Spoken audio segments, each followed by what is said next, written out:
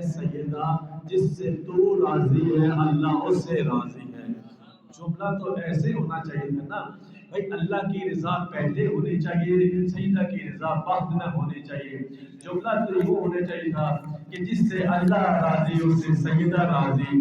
جملہ یہاں ایسے ہوتا تو پھر سیدہ کی فضیلت نہیں تھی۔ پتہ نہیں یہ فضیلت کا پہاڑ ہے میرے دوستوں۔ جناب سیدہ کی شان نے فرمایا جس سے سیدہ راضی اس سے خدا راضی، جس سے سیدہ راضی اس سے خدا راضی۔ اور بھائی جس سے بیوی ناراض ہے اس سے اللہ ناراض ہے۔ اب رضی اللہ کا جو معیار ہے نا، جو پیمانہ ہے نا، وہ یہ رکھنا سوچ کے اسے رضی اللہ کہنا۔ جس سے سیدہ راضی گئی وہ رضی اللہ ہوتا ہے، جس سے سیدہ ناراض ہو گئی وہ لعنت اللہ ہوتا ہے، رضی اللہ نہیں ہوتا۔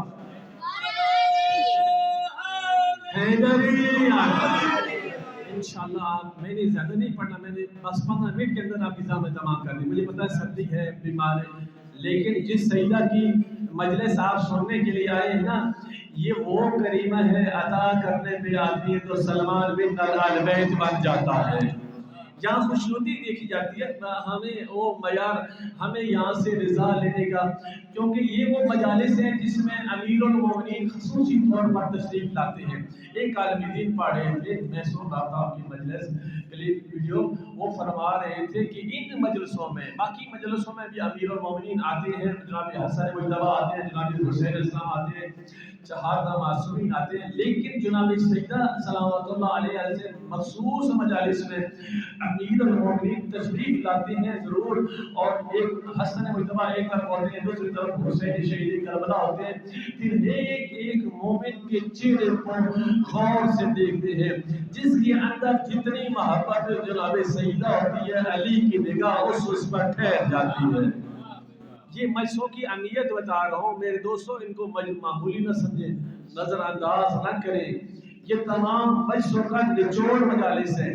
یہ نہ دیکھیں پڑھنے والا کون ہے، آیا یہ کتنی آپ کی میری خوش نصیبی ہے ہم سب کی۔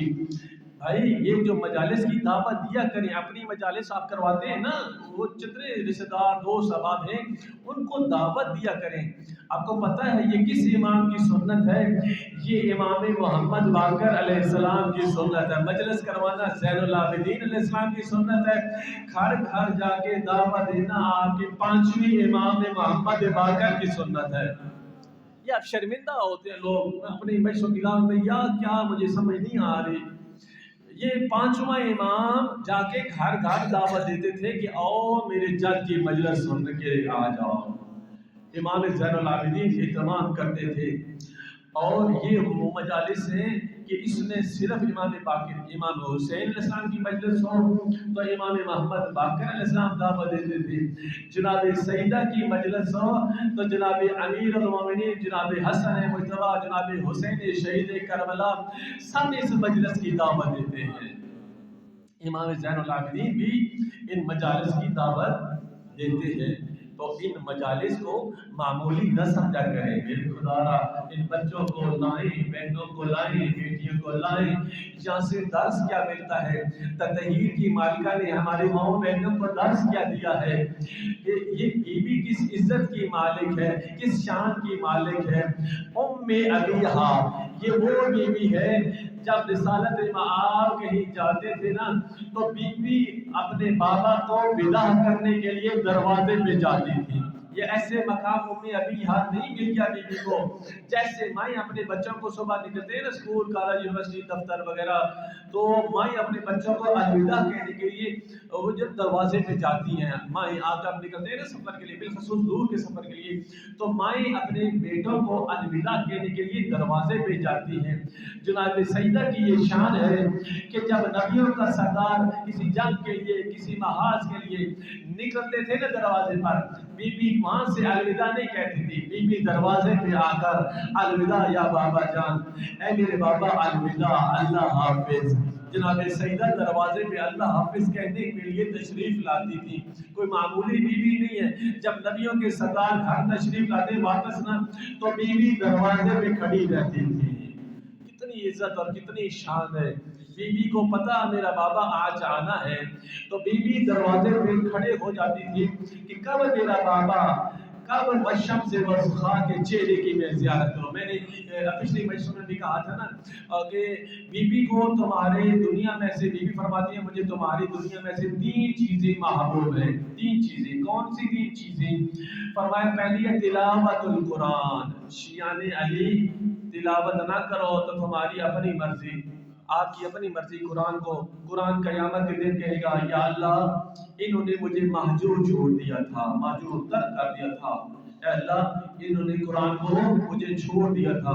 3 चीज़ें कल बरोज़ महशर आपके खिलाफ शिकायत करेंगी, एक कुरान, एक मस्जिद और तीसरा मैं बयान नहीं करता, आप शायद नाराज ना हो जाए। सल्लल्लाहु अलैहि मोहम्मद व आले मोहम्मद, अल्लाहुम्मा सल्लि अला मुहम्मद व आले। जिस मस्जिद में नमाज मालेदार हो और नमाज न पढ़े, वो मस्जिद उन बेनमाजियों के खिलाफ खड़ी होगी। वो मस्जिद क़यामत के दिन अल्लाह की बारगाह में ये मुकदमा दायर करेगी, कुरान जो घर में पढ़ा हुआ है और वहाँ उसके रखने वाले उसकी तिलावत कभी नहीं करते, वो कुरान क़यामत के दिन FIR दर्ज करने के लिए खड़ा होगा पूरी शक्ल में। या अल्लाह इसने मुझे छोड़ दिया, इसने मुझे अलमारी में रखा, इसने मेरी तिलावत नहीं की, मुझे पढ़ा नहीं, मुझे समझा नहीं, मेरे ऊपर अमल, आगे पढ़ा ही नहीं तो अमल समझने की क्या नौबत आएगी, आगे अमल की नौबत कहाँ आएगी। बीबी ने फरमाया दूसरी चीज मुझे ये पसंद है, तुम्हारी इस दुनिया में से अपने बाबे के चेहरे की ज़ियारत, अपने बाबा के चेहरे की ज़ियारत तुम्हारी दुनिया में से, बीबी ने फरमाया मुझे ज्यादा महबूब है।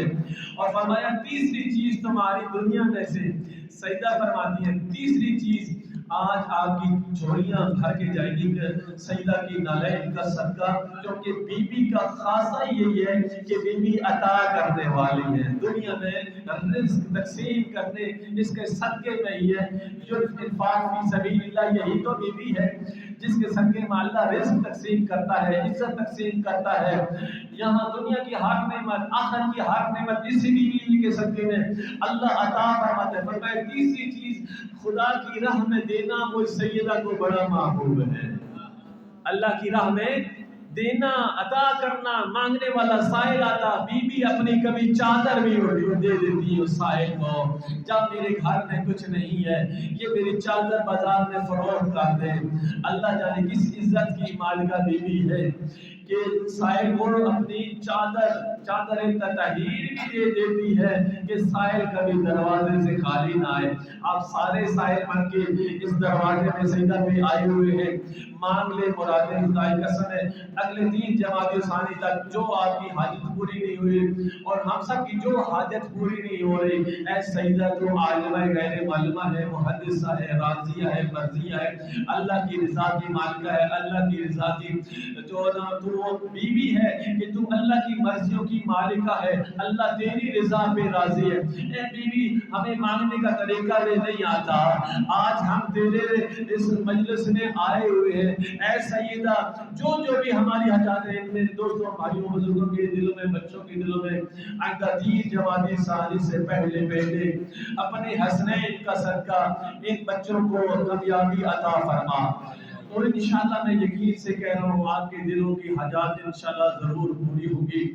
ये वो मुअज़्ज़मा बीवी है जो अपने बाबा के पास आती थी तो नबियों का सरदार खड़े होके अपनी बेटी का इस्तकबाल फरमाते थे, सिर्फ खड़े नहीं होते थे, काम आए लैया नबियों के सरदार आगे चलकर जहां अपनी शहजादी पर नजर पड़ती चल जाके आगे अपनी बेटी का इस्तकबाल करते, फिर अपनी बेटी के साथ आते, अपनी बेटी को अपनी मसनद पर बिठाते।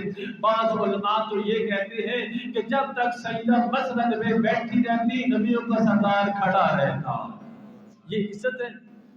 कोई दुनिया का ऐसा शख्स बताए ना कि जिसकी शान में नबियों का सरदार खड़े होकर इस्तकबाल करे, तो वो बीवी ये क्या अपनी मोहब्बत में अपने दिल की मोहब्बत में रसूल खड़े होते थे। तो बीवी कहती बाबा जब मैं आती हूँ तो बेटियों पर बाप की ताज़ीम वाजिब है, बापों पर बेटियों की ताज़ीम वाजिब नहीं, आप खड़े क्यों होते हैं? रो के कहते हैं मेरी बेटी मेरी शहजादी, मैं अपनी मर्जी से खड़ा नहीं होता, उधर से अमर आता है, जब तू सामने आती है ना अमर इलाही आ जाता है, मैं तो वही का मिसदाक रसूल हूँ, मुझे वही इलाही आ जाती है। ऐ मेरा प्यारा महबूब मेरी कनीज आ रही है, खड़ा होकर इस्तकबाल कर। ये मैं अपनी मर्जी से ऐ सईदा तेरा इस्तकबाल खड़े होकर नहीं करता, अल्लाह का हुक्म आ जाता है। नौजुबिल्लाह वो बीवी खता पे हो सकती है, वो बीवी कज़िए फिदक में झूठ बोल सकती है या खता कर सकती है। जिस बीवी की शान में आयत तताहीर आए, वो बीवी जिसकी शान में आए मुबाहिला आए, जो मुबाहिला की मिसदाक हो, जो बीवी मुबाहिला में गई हो, उससे बड़ा सच्चा कोई नहीं हो सकता। वो सिद्दीक़तुल कुबरा है, वो राज़िया है, मर्ज़िया है, वो आलिमा है, वो मुहद्दिसा है। जिस बीवी के पास ना जब बाबा का इंतकाल हुआ तो कितना अरसा तक फरिश्ता जिब्राइल अमीन आता रहा और बीवी को ताज़िया पेश करता रहा। वही का सिलसिला तो खत्म हो गया था, अब वही तो खत्म हो गई थी, फिर जिब्राइल बार बार क्यों आते थे? हमारे फुक़हा ने लिखा है कि इसलिए जिब्राइल अमीन आते थे, हुक्म आता था ऐ मेरा जिब्राइल जल्दी जा, मेरे महबूब की बेटी यतीम हो गई है, इसको अपने बाबा से बड़ा प्यार है, हर वक्त रोती है, सुबह भी रोती है, शाम भी रोती है, दिन को भी रोती है। आज अपनी आवाज़ों को मेरे दोस्तों बुजुर्गों से गुजारिश है आज़ाद करना, रोने के लिए मुखर न करना। आज उसकी अम्मा की शहादत की शब है, उस मौला हुसैन की माँ की शहादत की शब है, उस सैयदा की शहादत की शब है, जो सिर्फ 70 या 75 या 95 दिन रोती नहीं, उस दिन से लेकर आज तक, आज से लेकर कयामत तक रोएगी सैयदा।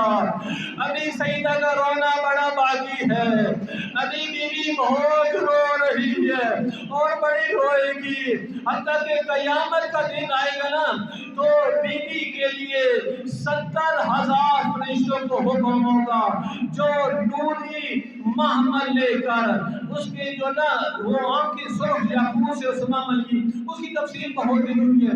वो 70,000 फरिश्ते नूरी लेकर महमल को आएंगे जन्नतुल बकी में, कहेंगे अस्सलामु अलैका या सैयदा, सैयदा हमारा सलाम हो, आए आपकी सवारी माशर के मैदान के लिए, आपके लिए माशर का मैदान सजा दिया गया है।